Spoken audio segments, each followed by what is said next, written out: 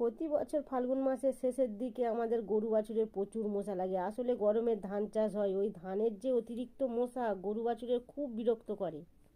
আমরা প্রথম দিকে মশারি খাটাতাম, কিন্তু মশারি এখন অনেকগুলো গরু হওয়ার কারণে মশারি আর দেওয়া হয় না, কারণ ওরা টান পড়ে আর ছিঁড়ে দেয় বলে ওই জন্য দেওয়া হয় না। ওই জন্য এক ধরনের ওষুধ এনে লাগানো হয় গরুর গায়ে।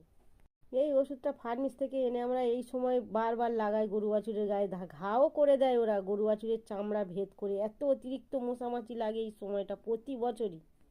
এই ওষুধটা লাগালে দিন 15 ঠিক থাকে, আবার 15-20 দিন পরে আবার লাগানো শুরু করতে হয়, নয়তো এই সময়টা প্রচুর হারে তো মশা হয়, ওই জন্য লাগাতেই হয়। এগুলো সবাই লাগায় আমাদের এখানে, আমরাও লাগাই।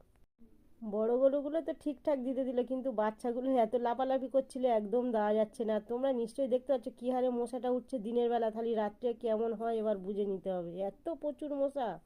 গরুর পা অনেক সময় পুরো রক্তে লাল হয়ে থাকে সকালের দিকে।